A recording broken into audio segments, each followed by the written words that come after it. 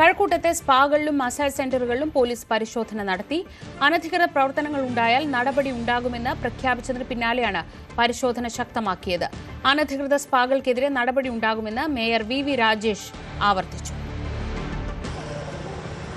തിരുവല്ലയിൽ സ്പാ ജീവനക്കാരിയെ കൂട്ടബലാത്സംഗത്തിന് ഇരയാക്കിയ സംഭവത്തിന്റെ അടിസ്ഥാനത്തിലായിരുന്നു തിരുവനന്തപുരം നഗരത്തിൽ പ്രവർത്തിക്കുന്ന സ്പാകളിൽ കർശന പരിശോധന നടത്തുമെന്ന് കഴിഞ്ഞ ദിവസം മേയർ വി രാജേഷ് പ്രതികരിച്ചത്. ഇതിന്റെ അടിസ്ഥാനത്തിലായിരുന്നു കഴിഞ്ഞ ദിവസം വൈകുന്നേരം നഗരസഭയുടെ ആരോഗ്യ വിഭാഗം നഗരത്തിൽ തന്നെ പ്രവർത്തിക്കുന്ന സ്പർശൻ സ്പായിൽ പരിശോധന നടത്തുകയും ഇവിടെ പ്രവർത്തിക്കുന്ന സ്പായ്ക്ക് ലൈസൻസ് ഇല്ല എന്ന് കണ്ടെത്തി പൂട്ടിക്കുകയും ചെയ്തത്. ഇതിനൊപ്പം തന്നെ ഇവിടെ എത്തിയ ഒരു യുവതിക്ക്, അതായത് അഭിമുഖത്തിനായി എത്തിയ ഒരു യുവതിക്ക് ദുരനുഭവം ഉണ്ടായി എന്ന് മേയർക്ക് നേരിട്ട് പരാതി ലഭിച്ചിരുന്നു. ഇതിന്റെ കൂടെ അടിസ്ഥാനത്തിലായിരുന്നു കഴിഞ്ഞ ദിവസം അവധി ദിനമായിട്ട് പോലും ആരോഗ്യ വിഭാഗത്തിന് നിർദ്ദേശം നൽകി പെട്ടെന്ന് തന്നെ അവിടെ പരിശോധന നടത്താൻ നിർദ്ദേശം നൽകിയത്. തുടർന്നും ഇനി വരുന്ന ദിവസങ്ങളിലും ഇന്നടക്കം ഈ ഒരു നഗരസഭയുടെ കീഴിലുള്ള പല സ്പാകളിൽ, അതായത് നഗരസഭയുടെ പരിധിയിൽ വരുന്ന വിവിധ സ്പാകളിൽ പരിശോധന കർശനമാക്കി നടത്തുന്നതിനെയാണ് ഇപ്പോൾ വി രാജേഷ് അടക്കം പ്രതികരിച്ചത്. കാരണം തിരുവല്ലയിലെ ഒരു അനിഷ്ട സംഭവം നടന്നു. അതിനൊപ്പം തന്നെ തിരുവനന്തപുരം നഗരത്തിലെ പല സ്ഥലങ്ങളിലും ഇത്തരത്തിൽ ലൈസൻസ് ഉള്ളതും ഇല്ലാത്തതുമായ പല സ്പാകളും പ്രവർത്തിക്കുന്നുണ്ട്.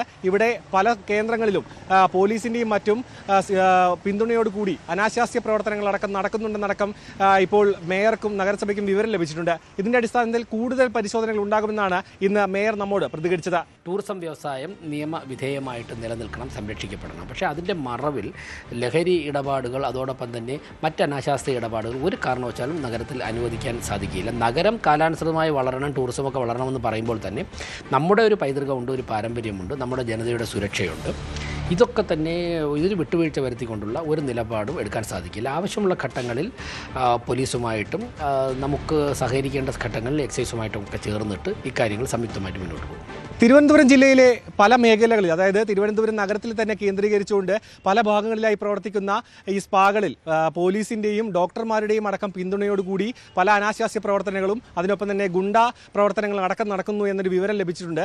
ഈ ഒരു രീതിക്കെതിരെ പോലീസിന്റെയും മറ്റ് സേനകളുടെ അടക്കം സഹായത്തിലൂടെ ഈ റെയ്ഡും മറ്റു നടപടികളിലേക്ക് അടക്കം കടക്കുമെന്നാണ് നഗരസഭ ഇപ്പോൾ തീരുമാനമെടുത്തിരിക്കുന്നത്. മാത്രമല്ല ലൈസൻസ് ഉണ്ടെങ്കിൽ പോലും അവിടെ പരിശോധനയുണ്ടാകും. ഒപ്പം തന്നെ മറ്റ് അനാശാസ്യ പ്രവർത്തനങ്ങളൊന്നും ഇവിടെ അനുവദിക്കുകയുമില്ല.